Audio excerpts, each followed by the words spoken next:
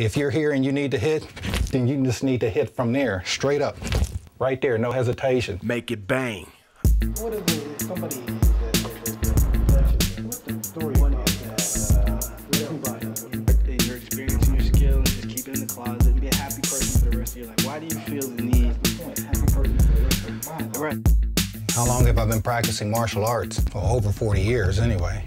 Most of my life I've been in law enforcement and executive protection. I fight on a regular basis. I fight almost on a daily basis. I deal with the criminal element. I'm not a uniformed police officer. I function as a detective. I've dealt in law enforcement on the federal level as well as the local level. I trained police officers. I've trained the U.S. military, the Marines, in defensive combative tactics.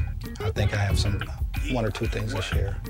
Originally, Tai Chi was invented for the same reason any other martial art was invented, and that was for combat. Basically, you want to get to the point you just want to do what works. You don't want to put up your hands, you don't want to fight, you don't want to slug it out with anyone.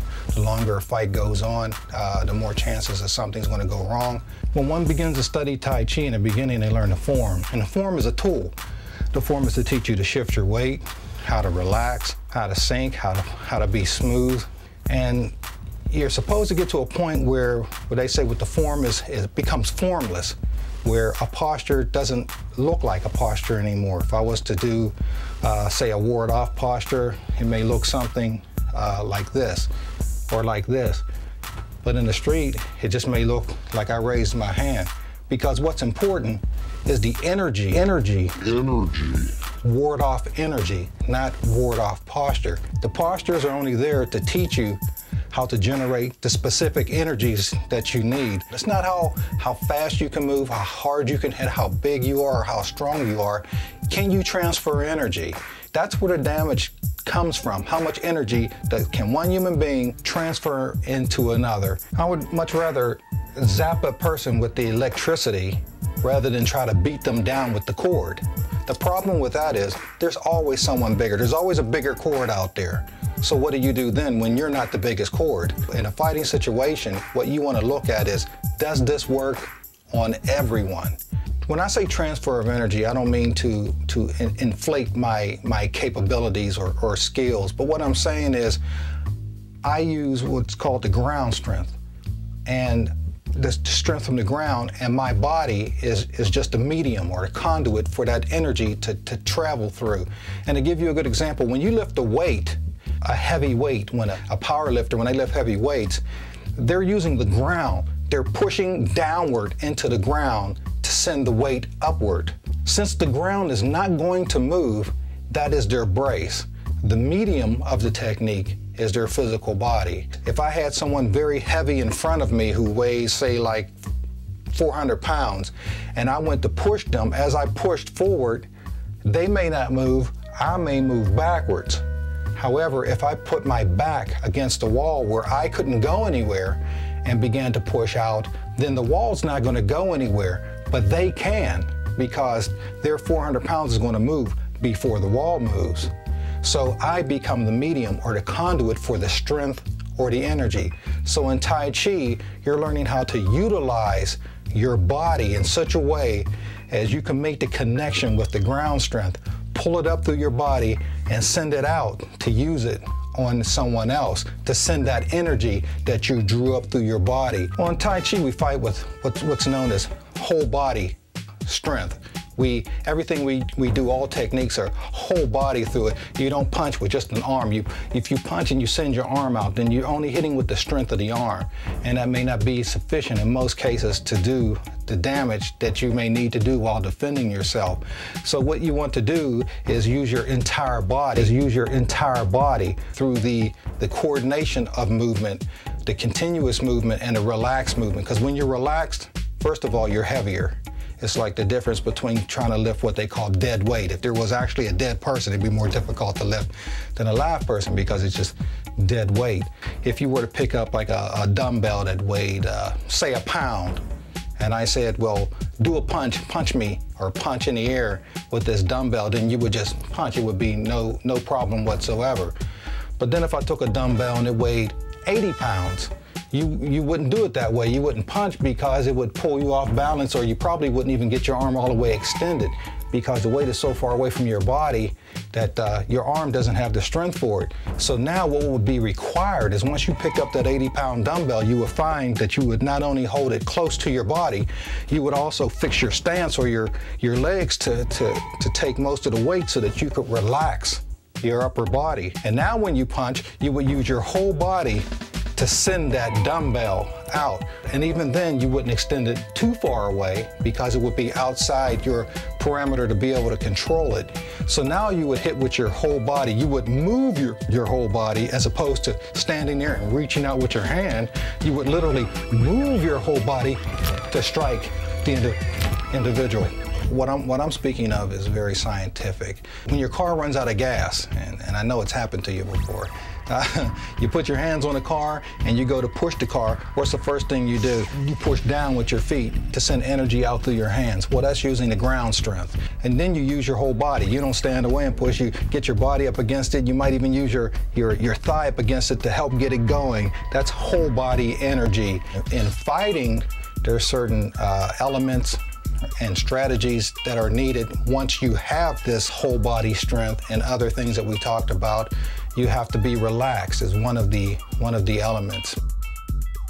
Because if you're not relaxed, then you can't be spontaneous. You can't move as need be. You can't flow like you need to. You need to respond to what happens in a very natural manner. And that's the second element that you need, is natural. All your movements have to be natural. When I say movements, I'm talking about the postures, the techniques, whatever you want to call them. They have to be relaxed and they have to be natural. If you need to be in a certain pose or position to block or hit before it can become effective, that's no good because no one's going to attack you when you're ready. If you're here and you need to hit, then you just need to hit from there, straight up, right there, no hesitation. The third element for fighting that you need is to be continuous. Because if there's a break in the motion, then the other person can put you on the defensive. Everything has to flow. When things flow, then people don't know what happened because everything seemingly happened at the same time. If someone is striking me and I ward off their blow, I'm using that motion that I'm using for a ward off or to intercept their strike. That same motion is used to gear up the power or crank out the energy for my strike. So I ward it off and hit. It's a continual. I'm constantly going. I'm defending and attacking together. If I'm warding off and striking underneath the chin, this way, it's happening together. I'm redirecting their attack and striking. It's just spontaneous, it's flow. There's no opening for them to attack. Relax, natural, and continuous. The fourth is to be coordinated. Make it bang. What do I mean by coordinated? I mean the hands and feet, the upper and lower has to be coordinated. Left and right has to be coordinated. Inner and outer, meaning thought and physical, have to be coordinated. Everything has to work together. If I step with my left foot, my right hand hits. If I step with my right foot, my left hand can hit. Everything that you have from the waist down, you also have from the waist up, something comparable. You have feet, you have hands. Feet and hands work together. You have knees, you have elbows. Knees and elbows have to work together. You have shoulders, you have hips. Shoulders and hips have to work together. They call that 6 harmonies. Everything is balanced, coordinated, and works as a well-oiled, very relaxed and continuous, naturally moving machine. All 4 energies are enveloped within one circular motion. And in Tai Chi, when you're fighting, you're not always using a whole circle. You may use a half a circle, part of a circle, an arc, depending on what's necessary for the situation. Everything you do in Tai Chi, you use the entire body to send a jolt into the person. I mean, everyone knows Tai Chi to be a practice that's for health, and that's true. But when you do it correctly, or when you do it for fighting purposes, then you can gain even more health benefits from Tai Chi, or the full health benefits from Tai Chi. There's a lot of opinions as to what Chi is. Chi, in my opinion, is the sum total of everything I just said. what we've probably lost in terms of martial arts up to this point. I mean, we couldn't even fathom how many masters took certain amounts of knowledge to their graves, and we'll never know about it. You know, even in Tai Chi, you know, certain Tai Chi masters like Chuan, you know, who everyone knows about, anyone that studies anything about Tai Chi. He was called Yang the Unbeatable. He's never beaten, I mean, and he would never kill anyone or injure anyone either. He was just so good. You know, how do you become that good? You know, I can't bring back what's been lost, but I can share what I know so that it's not lost. This works because it's not that I'm just trying to sell you something. It's the truth that I've been out there, I've risked my life on a daily basis, and this is what I do for a living. And if it's good enough for me, then it's going to be good enough for you because I'm still here.